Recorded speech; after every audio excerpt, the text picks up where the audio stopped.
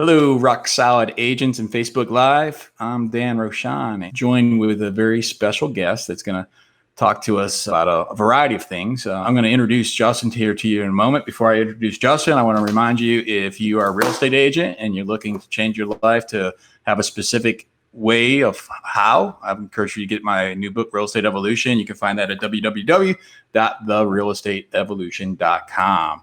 And so without further ado, Justin Stoddard, from the host of the Think Bigger Real Estate Show. And Justin's, he's in the industry to raise the bar. He's in the title business. His intention is to raise the bar in the industry and to really just provide more value to the industry and to teach others to do the same. And his show is freaking awesome. And most importantly, I think, and that's all great, and that makes a difference, Justin's a family man. So that's, I think, probably the number one thing I know that's important to you in your life. So Justin, welcome. Thanks, man. Super honored to be here. And yeah, it's great. This is not our first time interacting, and last one was awesome, and I'm super excited about today. So thanks for the opportunity. Yeah, my pleasure. So Justin, tell us, before we jump into the, I'm going to pull out some really some good nuggets from you here today, but tell us a little bit about yourself. Yeah, no, I appreciate it. So I actually live just outside of Portland, Oregon. And I know Portland's been on the news recently. So where I live, we don't have riots and crazy things going on. That's good. But yeah, right. Anyway, there's I live in the beautiful Northwest with my wife and 6 children. Yes, you heard that right. That was not a misstatement. She and I together. We didn't. That wasn't combined family. So at the core of who I am, family is most important to me. It's the driving why behind what I do. Both to open opportunities as well as to offer a model for my kids of what it looks like to pursue their passion and hopefully make a big impact in the world. So I'm employed by Old Republic Title Company, what I think is the best title company in the country. They do a fabulous job taking care of their people. They realize that if they can attract great talent, take great care of great talent, that great talent will take great care of their customers. And it's about the people, right? It's all about the people.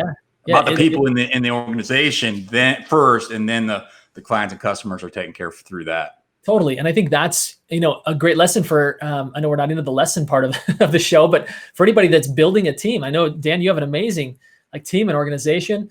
And the reason why they've been able to attract and retain great talent is they allow us to think and act and operate like entrepreneurs underneath the umbrella and leverage of a big corporation. And so I think that's kind of a pretty special place to be. I like to call myself an intrapreneur and an industry challenger, someone who came into the industry not knowing much about it, but seeing really quickly that I felt like our customers, real estate agents, were underserved. That the value proposition from many in my sphere, or I should say in my sphere, but from my industry was it's friendship. Let's come in and let's be nice, let's be friends, and then you'll send me business, right? Sure. And while I'm never opposed to friendship, I think friendship should come after working together, and the value proposition ought to be not just the fact that we can do a good job closing your properties, but that we can also help be leaders and mentors, peers that help you actually do more business. And so that becomes my emphasis. That's the whole genesis behind my show, the Think Bigger Real Estate Show, is how do I put myself in contact with some of the biggest thinkers in the country? Case in point, Dan, you were on the show, and be able to learn from you so that then when I go sit knee to knee with my clients, I'm a better value proposition because I've had people like you together with your amazing book pouring into me, right? Which makes me more valuable and in turn raises the bar for the industry. It's interesting you say that, Justin, about the, about a lot of people in your industry leading with the friendship first. And I think that that's true of a lot of business to agent industries, which causes a challenge sometimes. And I've been there as an agent in the past where I've been in a relationship with somebody that led with relationship and then provided poor service. And so that's a dilemma, right? That's a dilemma. That puts me in a difficult spot, right? Because I do value the friendships, I do value the relationships. Yet I have a responsibility to my clients that is in front of any relationship that I have, and that's, I think, leading with the professionalism first, and then the friendship follows is a really great way that you do that.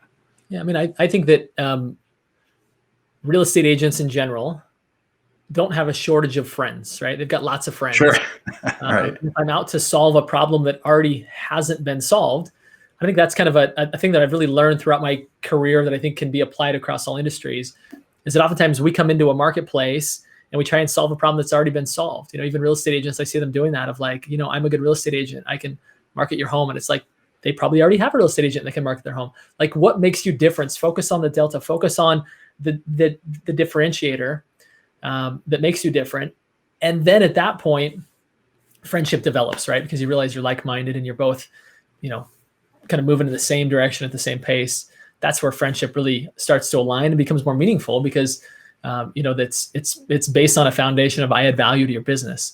So if you were coaching me right now, Justin, what would you tell me? And I know that you know a little bit about my business, right? But not, you don't know it intimately, right? But if you're sitting here, I'm just using me as an example, right? It could be any agent, it could be anybody in the country, and you're having a conversation with that individual. How would you bring me through that process of how you would help them to be able to understand their value that they can provide to a consumer and how they can best communicate that? Yeah, boy, that's a great question. Let's work through that together. I think, it kind of first and foremost, I always have to ask the agent, like, what are you trying to accomplish? Like, where's your business at now? And ultimately, where do you want it to be? And typically there's a gap, right? A few people say, I'm exactly where I want to be and I don't want to grow. If they are at that spot, then they don't have need of me, right? My job is to help grow people and grow their business. So if they're like, yeah, I'm here and I want to be here, it's like, great, okay, let's focus on that. Okay, how big is that gap? And I typically kind of talk agents through, they need to have kind of 3 pillars or levers, I've heard them called, through which people are getting business. I think one of the big downfalls of the industry, of any industry where it's led by sales professionals and entrepreneurs, is that we tend to get really excited about new things, right? And I'm no exception. Yeah, flashy, boom, shiny art. Right. Yeah, absolutely. Squirrel. And I can always see it better in other people, right? So I kind of need the same coaching coming back at me. But it's like, okay, what are the kind of key fundamental avenues through which you're getting business? For most people, number one probably is, and I would even argue should be, your sphere, right? If you're doing a good job for people, sphere and past clients, and I'll kind of lump those together. If that's not one of your, like, number one or one of your top 3, then I think there's an obvious low-hanging fruit that we need to address, because there's people that have used you. There's no reason why they shouldn't use you again.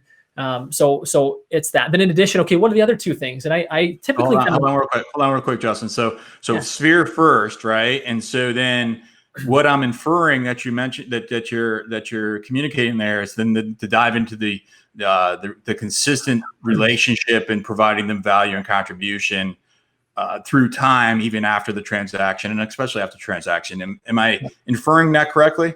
Yeah, 100%. And I think, Gary Keller did a great job, masterful job in his book, The Millionaire Real Estate Agent, in which he actually put some numbers to it, to where agents can actually kind of gauge, am I getting enough business from my sphere or not? And he said, for every 12 people in your database, you ought to be getting 2 pieces of business per year, right? Yeah. So that's easy to do the math. You just take, like, how many ever people are in your database and divide that number by 6. And did I get that many pieces of business from my sphere? And if the answer is no, then there's opportunity there, right? And again, that's not a Keller Williams number. That's him going out and interviewing agents. That's an industry number. Yeah. That's an industry number. So I think that's a great indicator, a great number for people to always be asking. Number one is tracking, where's my business coming from? Sure. And then, if those numbers don't align with the numbers they're getting, then we have to ask, why not? Like, why are people not referring me and or using me again? And that's kind of where. Or what could I do to change that? Yeah. And let me before you go on with it, because I want to hear the other 2, Justin. So in that 12 to 2, just a couple of things. First of all, like, that's confusing. Why didn't you just say 6 to 1? Yeah. It's because one of those 6 is the actual person, and the other of the 6 is a referral to you. That's right. And then the second thing to understand for the viewers is that that the new industry standard that Gary Keller is sharing now is a 10 to 1. That hasn't quite completely been published in MRA2, but that's the ratio that's changed, and that's changed through time of the technology, that type of thing. Interesting. That hasn't been published yet. So yeah. That's easier math, right? It's a little bit. Yeah, no kidding. And it makes more sense, right? Yeah. Well, the numbers have gone down. Okay, so 1 in 10, right? So if you've got 300 people in your database, let's say, right? Yeah. Then 10% you ought to be getting 30 pieces of business per year from your like past clients in Sphere. And if you're not getting 30 pieces of business and you've got a database of 300, then there's opportunity there. And, then we have to look at like, what are the breakdowns? Is my service good enough to where people would want to use me again and would want to refer me? If not, then that's an obvious, let's address that, right? Like right now, let's address that. If it is, and we're not getting business, then it's just a matter of being top of mind. And I think, at the core, most people need to be told what to do. And it's been interesting as I've been in the digital space now for the past number of years, kind of building audiences, and you assume that people know what you want them to do. Like you want them to subscribe to your podcast or subscribe to your YouTube channel, but they don't unless you ask them to. Like go right down here, click that little red button, push subscribe, hit the bell. That way you'll get notifications. Like unless you say by the way, you already know 87% of all real estate agents fail in this business. And you also know it doesn't have to be that way. If you're a real estate agent and you're looking for consistent and predictable income, I invite for you to get your free copy of Real Estate Evolution, the 10-step guide to C.P.I, consistent and predictable income for real estate agents. And you can do so when you visit www.therealestateevolution.com. I'll share with you your book that I authored to show you the way. And it's free. You just have to pay for the shipping. Thanks. By the way, for those of you watching this on YouTube right now, just rewind it 30 seconds and listen to what Justin just said for you to do right now. All right. Thank you for that opportunity, Justin. Totally, man. Totally. So yeah, don't just subscribe, hit the bell. So every time Dan goes live, you get notified. But I think it's the same thing with Sphere, and I found that in my industry, that unless I tell people on your next escrow, I want you to send an email to this person and tell them that you want to open escrow. I want you to contact our customer service department and order. Yeah. I mean, you have to make it simple for people because we assume that they've connected all the dots and they know exactly how to proceed. When in reality, people are like creatures of comfort, right? Creatures of habit and creatures of comfort. And if somebody shows up at the door, knocking on their door saying like, hey, I'm just listed this home and I got 10 offers. So there's 9 other people here in the area that are looking for a home. Are you looking at selling? We were thinking about it. It's been a little small for shelter in place. Sure. You want to look at our house and all of a sudden your beloved past client just went with somebody else simply because you weren't top of mind, right? Simply because you didn't. That's a gut kick right there. Yeah, you're right. So, all right. So you mentioned, 3 pillars, and then I sort of distracted you from moving on there. So on that because again, there's so much opportunity within the Sphere that again, if those numbers aren't in check, right? If 10% of whatever numbers in your database of Sphere and past clients are not coming back to you in the form of referrals, then address that first, right? That's I think priority number 1. Okay. Talk to us about 2 and 3 or 2. Second and third. I always tell agents there's 20 different ways to get to the business you want, right? The only thing that's going to require is for you to get up and be excited about doing it day in and day out, rain or shine, snow or sleet. And so you have to ask yourself, what are the things that I'll actually do? Because some people will get it via knocking doors. Some people will get it via cold calling. Some people will get it via open houses. Some people will get it via, social media, cold market, through Facebook and other ad platforms. You just have to ask yourself, what is it that I'm willing to do day in and day out, right? And then that begins to backfill. And there's some tried and true tested that people have already figured out, right? Like open house strategies. Sure. Right? Yeah, absolutely. And maybe it's like, open houses is where it's at. That's where I want to be. I would argue that in this day and age, and again, it depends upon what your particular role is within your business. If you're a solo agent, then of course, I think you can focus here. If you're on a team and your focus is on buyers, then this might not apply to you. But I think in the year 2020, it's the year of the seller, right? That there is inventory shortage across the country, right? Yeah. And beyond. There's inventory shortage across the country, right? And to kind of paint a picture as to how and why we've got into this spot. I was a builder up until 2009. You can probably guess why I exited in 2009. But at that point, some people chose to leave the industry because they realized it just wasn't their passion. Others were forced out because they went bankrupt, right? And so bankruptcy, as we know, takes not a few months to resolve. It takes years and years and years. So a lot of those builders are just now getting back in the business if they want back in the business. And so for a period of, 3, 5, 7 years, you had people that were on the sidelines that would have been fulfilling inventory, right? You've got that coupled with the fact that just recently during COVID, 2 months at least, builders kind of shut down and didn't do much, right?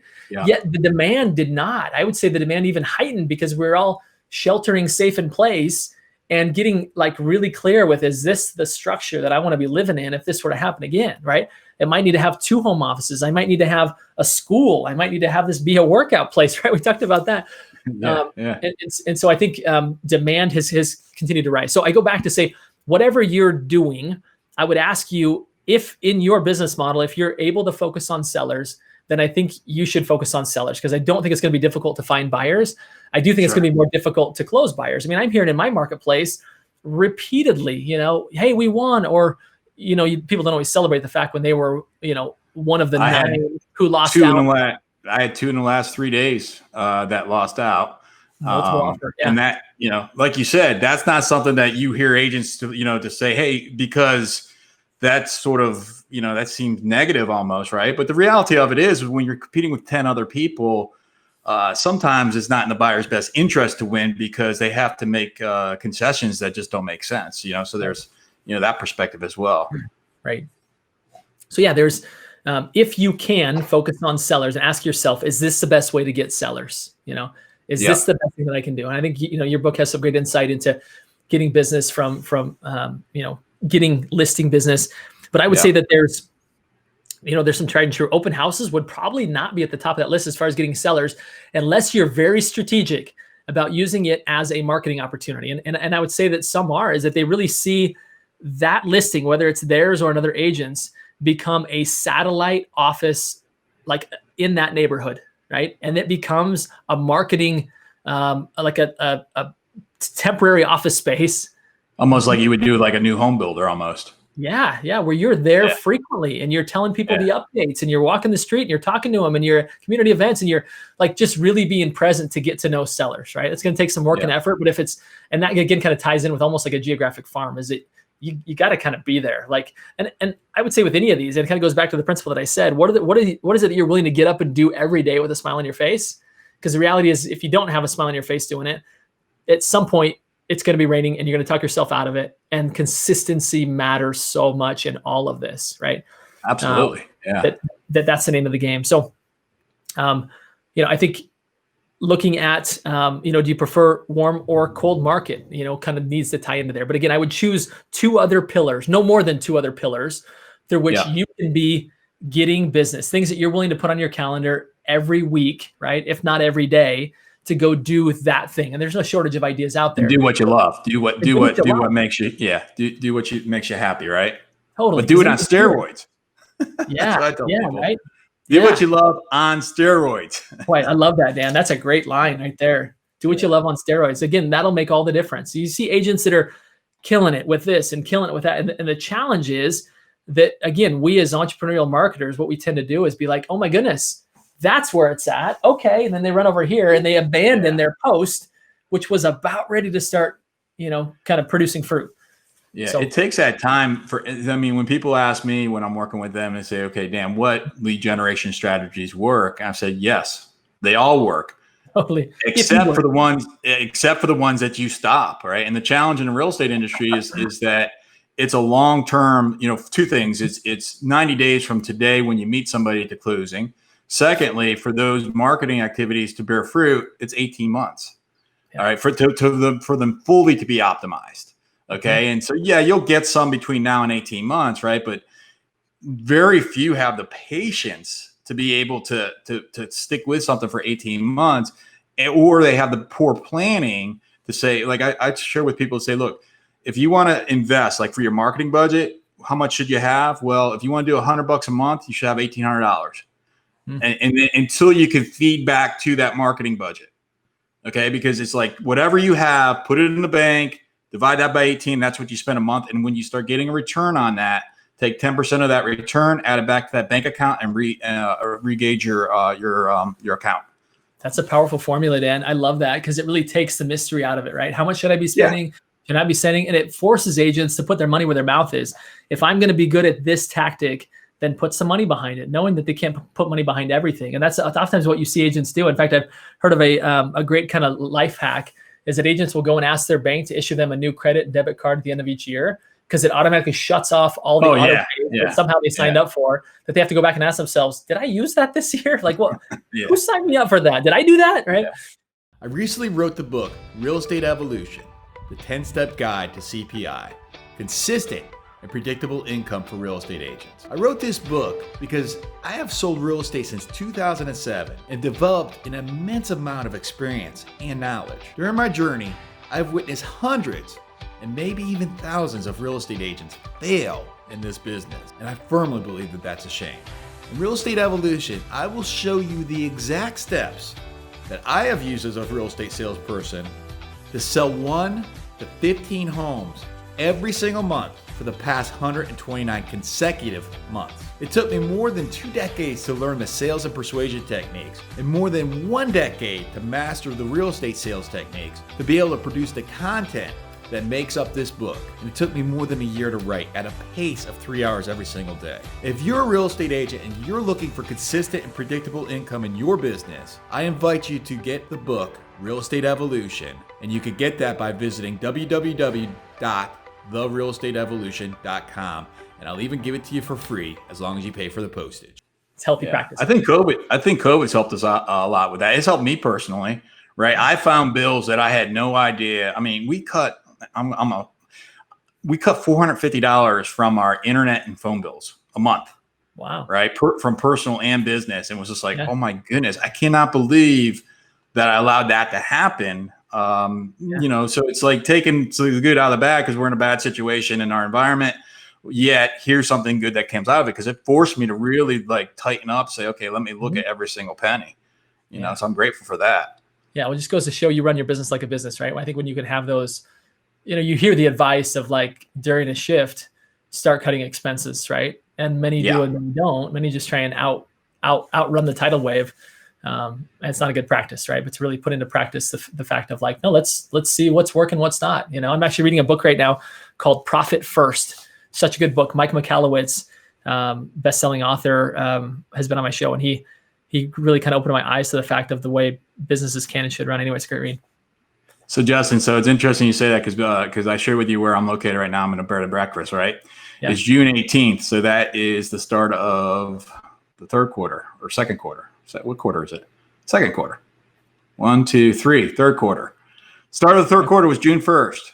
And so Profit First, the book that you just mentioned, taught me to put a profit account, and then every first of the quarter spend half that profit account, which I did to take my family out to a vacation right now.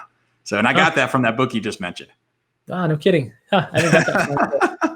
So it's transformed. It's transformed my life. So I'm glad. It's interesting that you share that, because I'm literally in action of putting those steps into play, or at least bearing the positive results of those actions. Yeah. So I recommend that book as well. I haven't gotten that far into it, so I'm excited to get to that part. I'm sorry. I just ruined the ending for you, man. I'm sorry. Spoiler alert. Spoiler alert. So Justin, tell us a little bit more about you, right? Because you're such an interesting person. You're so high-minded, and I love connecting with high-minded people. What makes you tick? You know, I think it's just a crazy. I'm not overly talented. In fact, I was joking but serious on social media. My wife says, I want to put a shiplap wall in. I'm like, I'm not going to be part of this. That wall looks fine. And so I posted on social media a picture of her when she got done. And I'm like, it's a good thing that my few talents in life were sales and communication, because without that, I would have never been able to sell her on me, because she's way more talented than I am. I mean that wholeheartedly. Like, she asked me to sing. She's like, okay, stop singing. She asked me to be a handyman, even though I was a builder. I was a good business owner. I wasn't a good hands-on builder. I think I didn't ever attempt that. But so anyway, I guess if there's something that I do right, I'm just super hungry. I'm hungry for growth. I'm hungry for contribution. I mean, one selfish reason in fact, I was just ended an episode of my show. I was with Jimmy Mackin and Chris Smith of Curator. I don't know if you know those guys. Cool, yeah. But Chris said something. He said, I'm selfishly, we do this podcast so we can be around other high-minded people. And I was like, I do the same thing, man.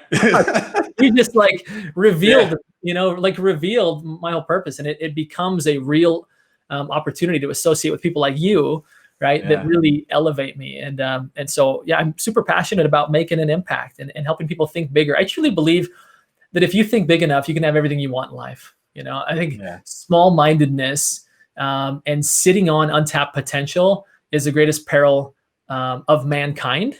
That the greatest untapped natural resource is human potential. And I think as all of us start to recognize really kind of who we are and who we have the potential to become and what we have the potential to do and impact for good, one, all of our needs and wants are taken care of. And two, we start to create this ripple effect that inspires other people to start to wake up as well and realize like, wow, I'm kind of living a smaller life. And that doesn't mean that you necessarily, sometimes it has nothing to do with, kind of monetary business stuff. Sometimes it does. A lot of times they go very well together because as we know, the purpose of business is living the very best life possible, right? It's just, and it's that being plus action, right? Because you having that mindset of I can do this and believing in yourself. And I've always said it's if yes, then how, which is if somebody can do this, then how did they do so?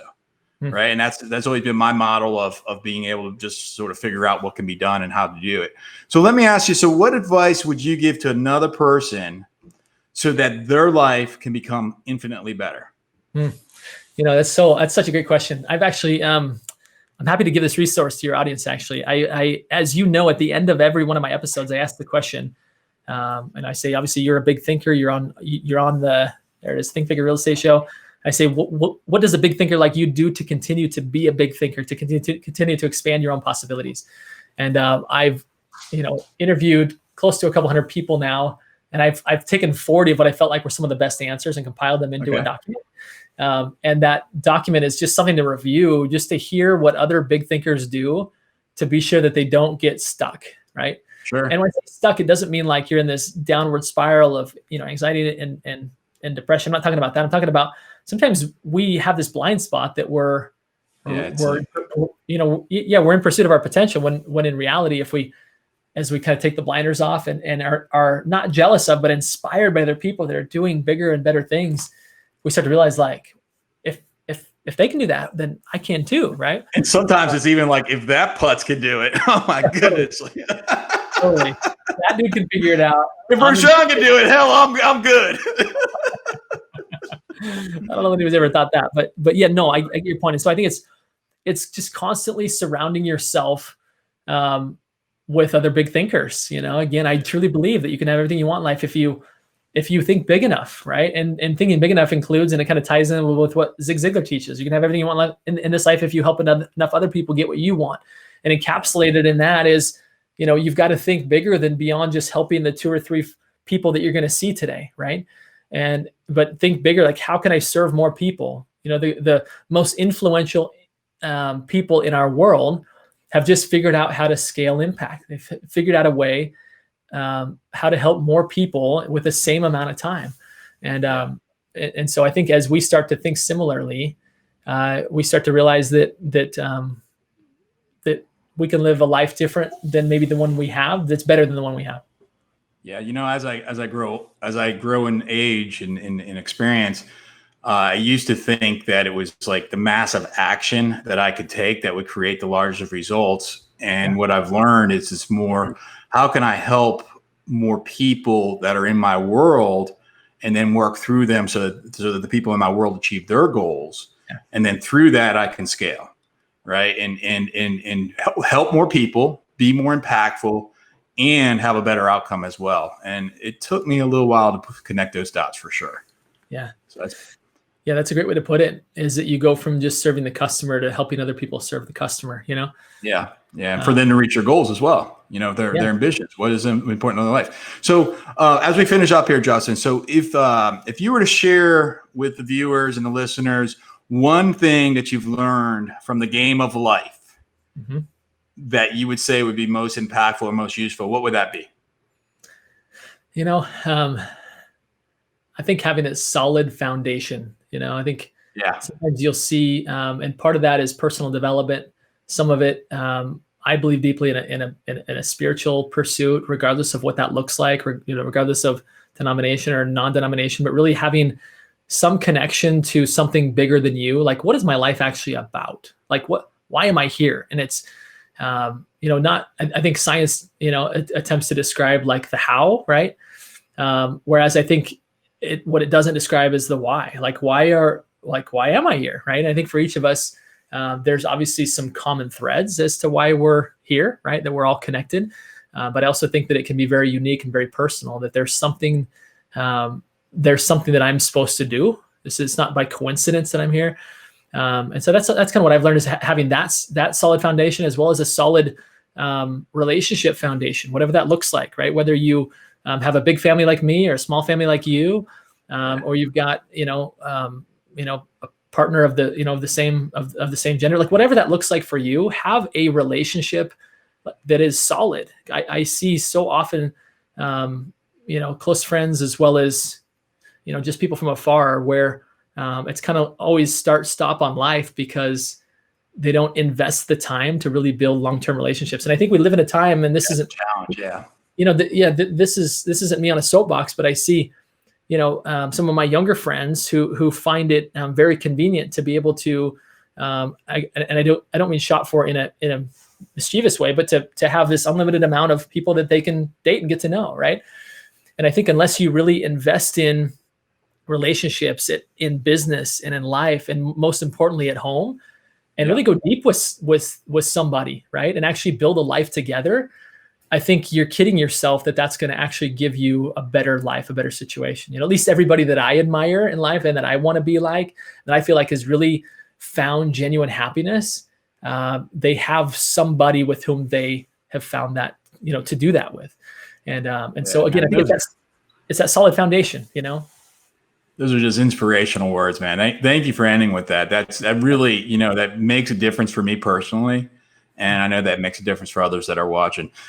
Justin, if I am somebody interested in learning more about you or the Think Bigger Real Estate Show, how do I get connected with you? Yeah, I appreciate it, man. So that report actually that I described, you can get it at justinstoddard.com/how to think bigger. And that's the report I was telling you. justinstoddard.com. My administrators already signed us up for that. I know. I love it. If she hasn't, please.